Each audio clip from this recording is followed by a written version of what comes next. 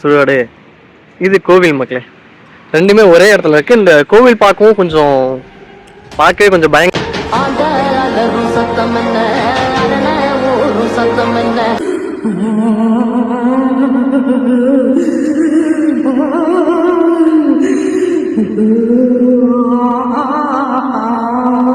எனக்கு என்ன ஆச்சரியம்னா சுடுகாடை ஒட்டி கோவில் இருக்கு பார்த்தீங்களா. நான் போயிருக்கேன், அங்கே ஒரு கோவில் ஒன்று இருக்கும், அதுவும் சுடுகாட்டுக்குள்ளேயே தான் அந்த கோவில் இருக்கும். அப்புறம் ஹரிச்சந்திரன் கோவிலுக்கு அதுவும் கேள்விப்பட்டிருக்கேன், இந்த ஓயாமாரி அந்த கோவில்லாம் கேள்விப்பட்டிருக்கேன். அது மாதிரி நம்ம கரூர்லேயும் ஒரு இடம் இருக்குன்னா நம்ம இந்த தங்காயி அம்மன் கோவில்லாம்.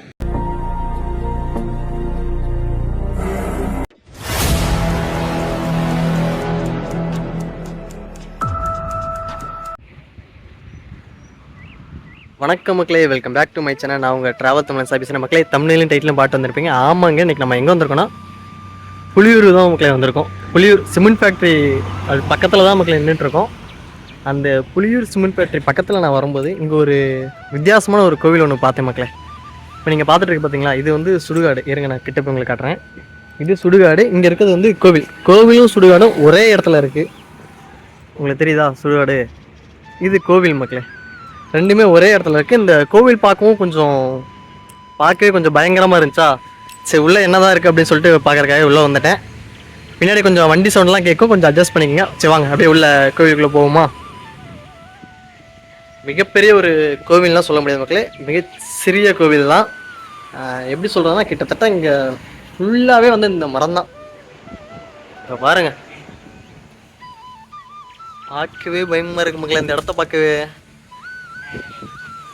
அந்தளவு ஒரு பயங்கரமான ஒரு இடத்துக்கு தான் நம்ம வந்திருக்கோம். இந்த கோவிலோட பேர்லாம் என்னன்னு எனக்கு சரியாக சத்தியமாக தெரில, என்ன சாமின்னு கூட தெரில. ஆனால் இந்த நீங்கள் உங்களுக்கு தெரியும், இந்த புலியூர் ரோட்டுக்கு வந்திருப்பீங்க நீங்கள். புலியூர் சிமெண்ட் ஃபேக்ட்ரி உங்களுக்கு இருங்க ஜூம் பண்ணி காட்டுற பாருங்க. இந்த ரோட்டில் நீங்கள் வரும்போது அங்கிட்டு நம்ம மணப்பாறைப்பூர் ரோடுக்கு தாண்டி அப்படியே நம்ம புலியூர் ரோட்டில் உள்ளே வந்தோம்னா அந்த சிமெண்ட் ஃபேக்ட்ரி அந்த சைடில் அந்த இதெல்லாம் காம்பவுண்ட் வால்லாம் போட்டிருப்போம் பார்த்தீங்களா, அந்த காம்பவுண்ட் வால்குள்ளே அப்படியே நேராகவே ஸ்ட்ரைட்டாகவே வந்தீங்கன்னா இந்த இடத்துல தான் அந்த சுடுகாடு ஒன்று இருக்கும். உங்களுக்கு கிட்டேயே போய் காட்டுற மாதிரிங்க, சுடுகாடு தான். நீங்கள் சொன்னால் நம்ப மாட்டீங்க. இந்த ஃபேக்ட்ரி தெரியுதா உங்களுக்கு? இது சுடுகாடு தான். இந்த சுடுகாடை ஒட்டியே தான் அந்த கோவில் இருக்குது. இதுதான் அந்த பயங்கரமான கோவில். கொஞ்சம் பின்னாடி வண்டி சவுண்ட்லாம் கேட்கும் மக்களே, கொஞ்சம் அட்ஜஸ்ட் பண்ணிக்கோங்க. இப்போ உங்களுக்கு தெளிவாக தெரிஞ்சிருக்குன்னு நினைக்கிறேன் இந்த இடம் சரியாக எங்கே இருக்குன்னா நம்ம புலியூர் சிமெண்ட் ஃபேக்ட்ரி பக்கத்தில் தான் இருக்குது. இது எனக்கு சத்தியமாக எனக்கு என்ன சாமின்னு தெரியல மக்களே. உங்களுக்கு தெரிஞ்சால் கீழே வந்து மறக்காம வந்து கமெண்ட் பண்ணுங்கள். நம்ம கோயிலுக்குள்ளே வந்துட்டோம், நான் அப்படியே வாங்க சாமி பார்ப்போம்.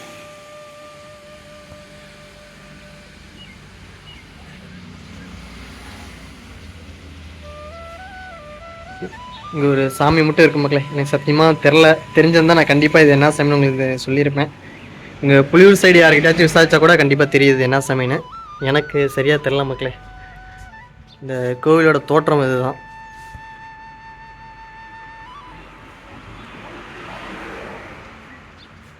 நம்ம முன்னாடியே சொன்ன மாதிரி அந்த பிரம்மாண்ட மரத்துக்கு கீழே தான் இந்த இது இருக்குது. பக்கத்துலேயே சுடுகாடு மக்களே, அடுத்தது சுடுகாடு தான். சொல்லப்போனால் கோவிலும் சுடுகாடும் ஒரே இடத்துல தான் அமைஞ்சிருக்கு. நீங்களே பாருங்கள் இது எவ்வளோ பெரிய மரம்னு.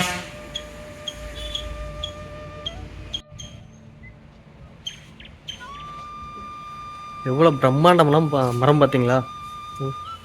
ஒரு மரம் தான் மக்களே, அந்த மரம் வேறு விழுது விட்டு அது ஒரு மரமாக வந்து அது பக்கத்தில் ஒரு விழுது விட்டு அது ஒரு மரமாக வந்து சுத்திக்க விழுதாக விட்டு அதெல்லாம் தனித்தனி மரமாக முளைச்சி கிட்டத்தட்ட ஒரு 20-30 பேர் சேர்ந்து கட்டி பிடிச்சாதான் அந்த கோயிலவே கட்டிப்பிடிக்க முடியும் போல். அந்தளவு பெரிய அளவில் அந்த மரம் இருக்குது. இது அங்கே ஒரு ஐயா இருக்கார். இது என்ன கோவில் போய் கேட்போமா? இருங்க அந்த ஐயாட்ட போய் கேட்போம். ஐயா, தங்காயி கோயிலா? அப்படியே கிட்ட வரீங்களா? கிட்ட வந்து சொல்கிறீங்களா? இருங்க நானே வரேன் இருங்க மக்களே. இது என்ன சாமின்னு கேட்டேன். இது வந்து தங்காயி கோயிலாமா, அதாவது வீரப்பூர் கோயில் இருக்கு பார்த்தீங்களா, அந்த கோயிலோட சாமியாமா. நம்ம ஐயா கிட்ட கேட்டேன். ஐயா இந்த இங்கே இருக்கு பாருங்க மக்களே, ஸ்ரீ தங்காயி துணை தங்காயி கோயிலுங்களா அது? சரி சரிங்க. உள்ள வேற என்னென்ன சாமிலாம் இங்கே உள்ள இருக்குங்க? தங்காயி அம்மன் மட்டும்தான். பொன்னர் சங்கர் அவங்களோட தங்கச்சி தானே அது? சரி சரி. மக்களே இங்கனே இருக்கு, நான் அதை கவனிக்கல. நம்ம இங்கே கரூர் தாங்கய்யா. இது வந்து தங்காயி கோயிலாங்கய்யா. சரி தங்காயி கோயிலா மக்களே, நான் உங்களே ஐயான்னு சொல்லிட்டேன். சரி மன்னிச்சுக்கோங்க, என்னோட தப்பு தான். தங்காயி அம்மன் மக்களே, நான் முன்னாடி சொல்லியிருந்த மாதிரி இது வந்து தங்காயி கோயில் தான். நான் சொன்னது வந்து சரிதான் மக்களே. இது வந்து அந்த வீரப்பூர் அந்த படுகளம் சொல்லுவாங்க பார்த்தீங்களா, அந்த படுகளத்தில் இறந்த ஒரு பெண் தெய்வம் தான். அதாவது என்ன சொல்கிறாங்கன்னா, பொன்னர் சங்கரோட தங்கை. பொன்னர் சங்கரோட அவங்க குங்கு வளநாட்டிலே உங்களுக்கு தெரியும், இந்த வீரப்பூர் கோயில்னாவே எவ்வளோ பிரசித்தி பெற்றதுன்னு. வீரப்பூர் திருவிழாலாம் நீங்கள் கேள்விப்பட்டிருப்பீங்க. ரொம்ப ரொம்ப பவர்ஃபுல்லான தெய்வம்னு சொல்லுவாங்க. உண்மையிலேயே நடந்த விஷயம் சொல்லுவாங்க. அது ஒரு இந்த கொங்கு பகுதியில் ஒரு வழக்கம் கூட ஒன்று இருக்குது மக்களே. மாண்டவர்கள் இருந்தால் உலகம் தாங்காது அப்படின்னு சொல்லுவாங்க. அதாவது பூமி தாங்காது. அதாவது கதை என்னென்னா, அந்த இந்த வீரப்பூர் பொன்னூர் சங்கரும் எதிரி நாட்டு மன்னர்கள் தலையூர் காளி கூட வந்து சண்டை போடுறாங்க. அதில் வந்து பொன்னர் சங்கர் தங்காயி இவங்களாம் வந்து தோற்கடிக்கப்பட்டு இறந்துடுறாங்க. ஆனால் என்னென்னா, அந்த பெரிய கண்டியம்மன் அருளாலையும் சொல்லாண்டியம்மனோட அருளாலையும் மீண்டும் அவங்க வந்து உயிர் பெற்று வராங்க. அப்போ வந்து என்ன சொல்கிறேன்னா, மாண்டவர்கள் வந்து மீண்டும் உலகிற்கு வந்தால் இந்த பூமி வந்து தாங்காதுன்னு சொல்லி அவங்க இறந்தவங்களை வந்து கடவுளாக இப்போ வணங்கிட்டு வராங்க. அதுதான் இந்த கதை. அந்த கதையில் ஒரு முக்கியமான கதாபாத்திரம் இந்த தங்காயி தான். இந்த வீரப்பூரில் வந்து இந்த வேடபரி திருவிழாலாம் நடத்துவாங்க பார்த்தீங்களா, வேடபரி அந்த பொன்னர் சங்கர் வந்து கிளி பிடிக்க போவாங்க. தன்னோட தங்கச்சிக்காக கிளி எடுத்துகிட்டு கிளி பிடிக்க போவாங்க. அந்த அம்மன் தான் இந்த தங்காயி அம்மன். இங்கே இருக்க தங்காயி அம்மன் கோயிலுக்கும் வீரப்பூரில் இருக்க வீரப்பூர் பொன்னர் சங்கர் கோயிலுக்கும் பெரிய கண்டியம்மன் கோயிலுக்கும் நேரடி தொடர்பு இருக்காம. நான் அப்போ தான் ஐயா கிட்ட தெளிவாக சொல்லியிருந்தேன். இங்கே இருக்க அதாவது இந்த வீரப்பூர் குடிபாட்டு மக்கள் வந்து கரூர் மாவட்டம் திருச்சி மாவட்டம் சுற்றியும் நிறையா பகுதியில் வசிக்கிறாங்க. அதில் ஒரு பிரிவினரோட இந்த குலதெய்வம் தான் இந்த தங்காயி அம்மன். நான் முன்னாடியே சொன்ன மாதிரி இந்த கோவிலில் இன்னொரு என்ன ஆகச்சிறப்புனா, சுடுகாடை ஒட்டியே தான் அந்த கோவில் அமைஞ்சிருக்கு. நீங்கள் ரோட்டை ஒட்டி வந்தீங்கன்னாவே இந்த கோவிலை நீங்கள் வந்து தாராளமாக பார்க்கலாம். ரொம்ப ரொம்ப சக்தி வாய்ந்த தெய்வமாக மக்களே. அதாவது உங்களுக்கு திருமண தடை அந்த மாதிரி எந்த தடையாக இருந்தாலும் நீங்கள் கண்டிப்பாக வாங்க. கோவில் வந்து ரொம்ப ரொம்ப சின்ன கோவில் தான். ஆனால் இந்த கோவில் இதோட வரலாறு எங்கே போய் நிற்குதுன்னு பார்த்தீங்களா, நம்ம வீரப்பூரில் இருக்க பெரிய கண்டியம்மனோட வரலாறோட இந்த கோவில் வந்து நேரடி தொடர்பில் இருக்குது. நம்ம என்றைக்குமே இந்த கோவிலை வச்சு நம்ம கணக்கு பண்ணக்கூடாது, பொதுவாக எதுவும் பேசக்கூடாது. ஏன்னா கோவில் பார்க்க சிறிய கோவிலாக தான் இருக்கும், ஆனால் அதோட வரலாறு வந்து மிகப்பெரிய அளவில் இருக்கும். அந்த மாதிரி தான் ஒரு மிக பிரம்மாண்டமான ஒரு வரலாற்றை கொண்ட ஒரு மிகப்பெரிய பிரம்மாண்டமான ஒரு மரத்துக்கில் இருக்க ஒரு கோவில். இந்த இடத்தெல்லாம் பாருங்களேன் எவ்வளோ வித்தியாசமாக இருக்குண்ணே. சொல்ல முடியாத மக்களே, உள்ள பாம்பையும் இருக்கலாம். நம்ம பார்த்து கொஞ்சம் சேஃபாக தான் இருக்கணும்.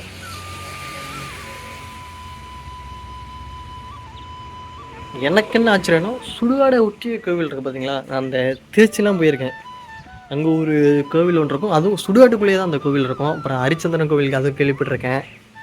இந்த ஓயாமாரி அந்த கோவில்லாம் கேள்விப்பட்டிருக்கேன். அது மாதிரி நம்ம கரூர்லேயும் ஒரு இடம் இருக்குன்னா, நம்ம இந்த தங்காயி அம்மன் கோவில்லாம் நம்ம புலியூரில் தான் இருக்குது.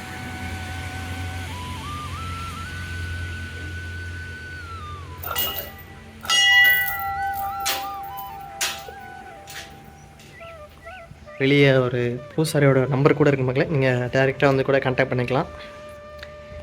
இந்த கோவிலில் என்ன வழிபாடு எப்படி பூஜை அப்படிங்கிறது எனக்கு சத்தியமாக தெரியல. ஸோ நான் இந்த சைடு இங்கிட்ட ஒரு பக்கம் போகலாம், புலியூர் பக்கத்தில் இன்னொரு கோவிலில் ஒரு வீடியோ எடுக்க போகலாம்னு சொல்லிட்டு தான் மக்களே வந்தேன். அப்போ வரும்போது நிறைய டைம் இந்த இடத்த பார்த்துட்டே போயிருக்கேன். என்னடா ரோட்டு மேலே அதுவும் மரத்துக்கு கீழே சுடுகாடு பக்கத்தில் இப்படி ஒரு கோவில் இருக்குது, இது என்ன கோவிலாக இருக்கும், நம்ம உள்ளே போய் வீடியோ எடுத்தே ஆகணும் கண்டிப்பாக அப்படி நினச்சி தான் வந்தேன். வீடியோவும் எடுத்தேன். வீடியோ எடுக்கும்போது கூட எனக்கு வந்து உள்ளே என்ன சாமி இருக்குன்னு கூட எனக்கு சரியாக தெரில. அப்புறம் நம்ம கரெக்டாக இந்த சாமி சொன்ன மாதிரி அங்கேருந்து நம்ம ஐயா வந்தார். ஐயா கிட்ட கேட்டேன், ஐயா இது என்ன கோவில் அப்படின்னு கேட்டேன். அவர் தான் வந்து இந்த கோவிலோட வரலாறும் இந்த அம்மனோட பேரையும் வந்து எனக்கு வந்து தெளிவாக சொன்னார். ரொம்ப நாள் ஆசை மக்களே இந்த மாதிரி இடத்துக்கு வரணும்னு. ஏன்னா நிறைய டைம் இந்த டைம் குறைஞ்சது ஒரு 400 தடவைனாச்சும் இந்த சைடு போயிட்டு வந்திருப்பேன். ஆனால் நிறைய டைம் பார்ப்பேன், அது உள்ளே வர முயற்சி பண்ணதில்லை. ஸோ இப்போ யதார்த்தமாக வந்தேன், பார்க்க கொஞ்சம் வித்தியாசமாக இருக்குது, வீடியோ எடுக்கலாம் அப்படின்னு சொல்லிட்டு வீடியோ எடுத்து உங்களுக்கு போட்டுட்ருக்கேன். பாருங்கள், உங்களுக்கு பிடிச்சிருக்கும். மறக்காமல் சப்ஸ்கிரைப் பண்ணிடுங்க, உங்கள் ஃப்ரெண்ட்ஸ் எல்லாத்துக்கும் ஷேர் பண்ணிடுங்க. மக்களே நான் இப்போ சொல்கிறது தான், இப்போ தான் நம்ம சேனலுக்கு யாராச்சும் ஃபஸ்ட் டைம் நம்ம வீடியோவெல்லாம் பார்க்குறீங்களா, மறக்காமல் நம்ம சேனலை சப்ஸ்கிரைப் பண்ணிவிட்டு கூடவே அந்த பெல் ஐக்கானு கிளிக் பண்ணிடுங்க. வீடியோ பிடிச்சிருந்தா மறக்காமல் லைக் பட்டன் மட்டும் தட்டி விட்டுருக்க மக்களே, உங்கள் ஃப்ரெண்ட்ஸ் எல்லாத்துக்கும் ஷேர் பண்ணி விடுங்க. முடிஞ்ச அளவு உங்களோட சப்போர்ட் எல்லாமே கொடுங்க. இந்த மாதிரி கரூர் மாவட்டம் மட்டும் இல்லை, தமிழ்நாட்டில் ரொம்ப பவர்ஃபுல்லான தெய்வம் அந்த மாதிரி கோயில்கள்லாம் நான் தேடி வந்து வீடியோவாக பதிவு பண்ணிட்டு வரேன். முடிஞ்ச அளவுக்கு அந்த வீடியோவும் பாருங்கள், லைக் பண்ணுங்கள், கமெண்ட் பண்ணுங்கள், ஷேர் பண்ணுங்கள். மறக்காமல் அந்த பெல் ஐக்கானை கிளிக் பண்ணிக்கிற மக்களே. 2-3 சினிமாட்டிக் வியூலாம் எடுக்கிறேன், பாருங்கள், சூப்பராக இருக்கும். எடுத்துகிட்டு நான் மறுபடியும் உங்களுக்கு கண்டினியூ பண்ணுறேன்.